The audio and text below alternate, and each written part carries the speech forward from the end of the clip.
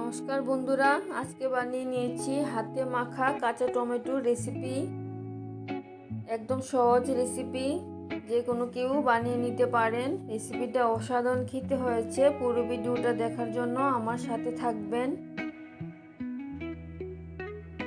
কী দিয়ে কাঁচা টমেটোর রেসিপিটা বানাবো, কিছু পোস্ত নিয়ে নিলাম। পোস্তটা জল দিয়ে ভিজিয়ে রাখবো, পেস্ট করতে সুবিধা হবে।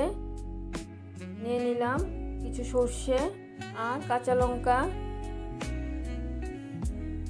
সর্ষেটা মিক্সির মধ্যে নিয়ে নিলাম। পোস্তটা ভিজে গেছে, পোস্তটাও নিয়ে নিলাম। কাঁচা লঙ্কা আর অল্প লবণ দিয়ে সব কিছু ভালো করে পেস্ট করে নেব।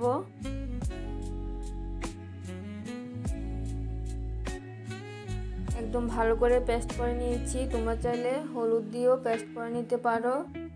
কাঁচা টমেটোটা ভালো করে ধুয়ে নিয়েছি, টুকরো টুকরো করে কেটে নিলাম। এখন টমেটোটা সব কিছু দিয়ে মেখে নেব। প্রথমে কাঁচা টমেটোর মধ্যে হলুদটা নিয়ে নিলাম, অল্প পরিমাণে লবণ নিয়ে নিলাম। লবণটা বুঝে দিতে হবে, কারণ পেস্টের মধ্যে লবণ দেওয়া ছিল। কাঁচা টমেটোর টক ভাবটা ব্যালেন্স করার জন্য সামান্য চিনি দিয়ে দিলাম। এখন দিয়ে দিচ্ছি সর্ষে পোস্ত কাঁচা লঙ্কার পেস্টটা।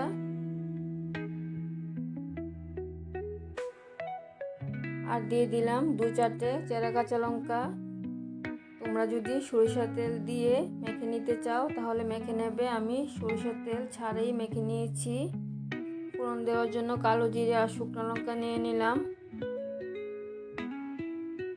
কিছুক্ষণ রেস্টে রেখে দিয়েছি।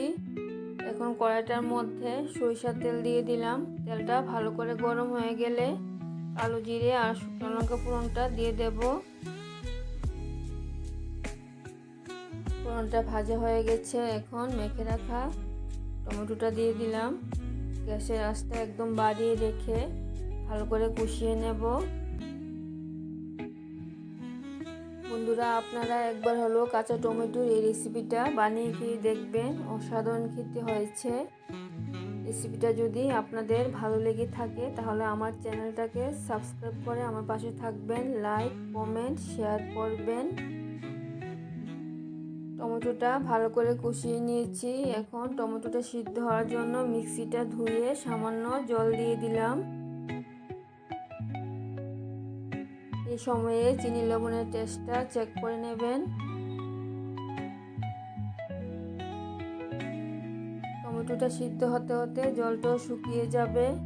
যারা কাঁচা টমেটো খেতে বেশি পছন্দ করে তারা এই রেসিপিটা বানিয়ে রুটি দিয়েও খেতে পারে। রেসিপিটা অসাধারণ খেতে হয়। জলটাও শুকিয়ে গেছে, একদম মাখো মাখো হয়ে গেছে।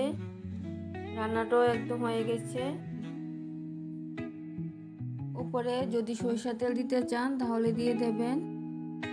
একদম গরম গরম ভাত দিয়ে অসাধারণ খেতে লাগে। আবার দেখা হচ্ছে পরের ভিডিওতে। সবাই ভালো থাকবে, সুস্থ থাকবে। ধন্যবাদ সবাইকে ভিডিওটা দেখার জন্যে।